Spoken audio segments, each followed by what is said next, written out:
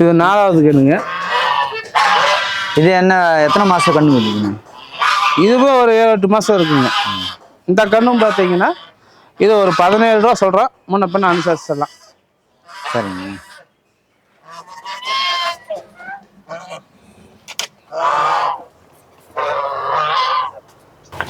இது 5வது கண்ணுங்க.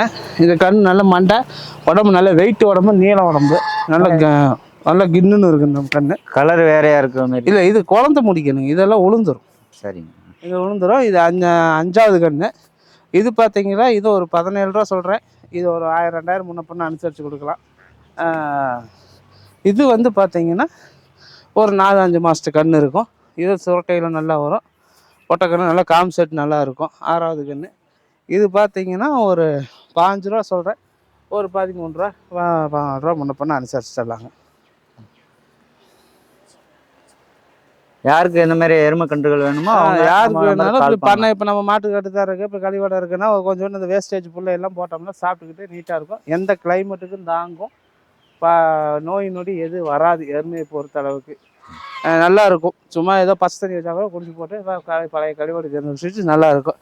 இது இருக்கிறது நமக்கு ஒரு பெரிய தொந்தரவாகவும் இருக்காது. ஒரு கட்டின பக்கம் அது வாட்டுக்கு அமைதியாக கிடக்கும்.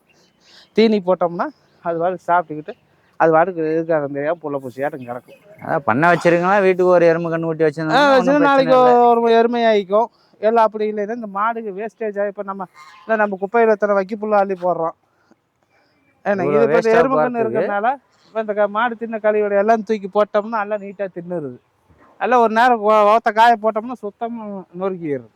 அதனால வேஸ்டேஜ் பண்ணுறதில்ல. வேஸ்டேஜ் ரொம்ப கம்மி. அதுக்கு போட்டாவே போதும். நம்ம மனசார இந்த வேஸ்ட் இந்த குப்பையெல்லாம் மாடு மிதிச்சிருச்சுன்னா இது கொண்டு போய் இப்படி குப்பையை சேர்த்துருக்கு.